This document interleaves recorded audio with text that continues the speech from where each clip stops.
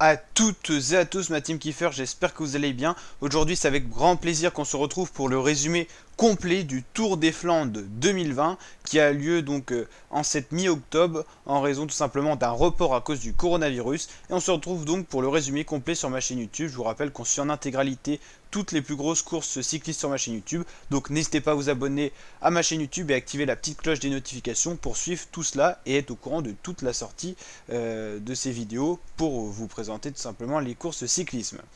Alors aujourd'hui on avait affaire à un profil assez vallonné, toujours comme le Tour des Flandres habituel, avec un profil qui est toujours assez long, 243 km au programme aujourd'hui sur un terrain très vallonné, pas trop dans la première partie, puis ensuite on est arrivé dans un terrain plutôt propice aux attaques, aux mouvements, et ça a été le cas aujourd'hui. Donc on a retrouvé un peloton qui s'est réduit tout au long des kilomètres, avec un peloton on retrouvait plus on avançait dans l'étape, plus que les gros favoris, notamment Julien Alaphilippe, le champion du monde, Mathieu Van Der Poel, Wout van Aert, ou encore Alexander Kristoff, Casper Asgreen pour la Quick Step, ou encore Florian Sélechan, une équipe de Sony Quick Step très présente à l'avant du peloton, toujours une équipe qui est très performante dans les classiques comme celle-ci.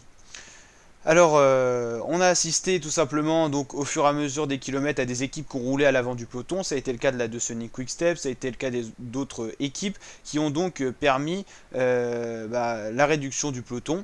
Ensuite, à 50 km de l'arrivée, on a eu une attaque menée par Alaphilippe, le champion du monde, suivi par Mathieu Van Der Poel et Wout van Aert. Un trio s'est donc formé à l'avant avec que des cadors. Derrière, on trouvait un groupe de poursuivants qui était encore avec de très bons coureurs présents, de très bons éléments, mais qui n'ont pas saisi le bon moment pour suivre les trois coureurs qui sont très bien partis. Ils ont fait l'écart assez net et c'était peut-être les trois éléments les plus frais du peloton. C'est pour ça que l'écart a vite augmenté avec ce groupe de poursuivants qui était un peloton d'une quinzaine de coureurs, tout au plus. Ensuite, à 40 km de l'arrivée, puis à 35 km de l'arrivée, on a eu une très grosse chute de Julien Alaphilippe qui a heurté une moto qui était arrêtée sur la droite de la route. Et Julien Alaphilippe a heurté cette moto, on le voit ici. Il a chuté, chute très violente. On a vu Julien Alaphilippe à la télé qui a hurlé de douleur, donc des images qu'on n'aime pas voir, surtout que cette moto n'avait rien à faire ici. C'est passé pour Van Aert et Van Der Poel qui se sont quand même retournés et qui ont vu Alaphilippe donc étalé par terre. Des images qu'on n'aime pas voir dans le cyclisme. On espère que Julien va bien se rétablir.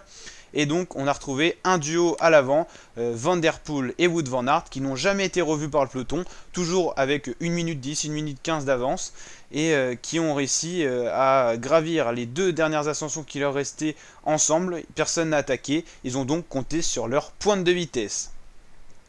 Et donc sous le dernier kilomètre, les deux coureurs se sont vraiment verrouillés, personne ne voulait rouler, donc ils ont quasiment été à l'arrêt. On voyait même au loin revenir le groupe du peloton.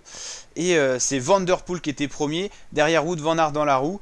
Et dès que Van Aert a lancé son sprint, Van Der Poel a réagi. Et sur la ligne d'arrivée, c'est une victoire de Mathieu Van Der Poel qui s'impose pour la première fois sur un grand monument. Et la première fois pour lui sur ce Tour des Flandres. Deuxième Wout van Aert et troisième dans le peloton, c'est Alexander Kristoff pour UAE Team Emirates. On retrouve donc ici le top 3 de ce Tour de Flandre, Van Der Poel, Van Aert et Alexander Kristoff.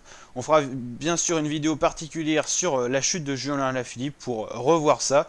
Je vous dis donc à très bientôt pour de nouvelles vidéos. N'hésitez pas à aller checker sur ma chaîne YouTube le résumé du Giro pour une grosse étape de montagne aujourd'hui et bien sûr la chute de Alaphilippe. Ciao et à très bientôt pour de nouvelles vidéos.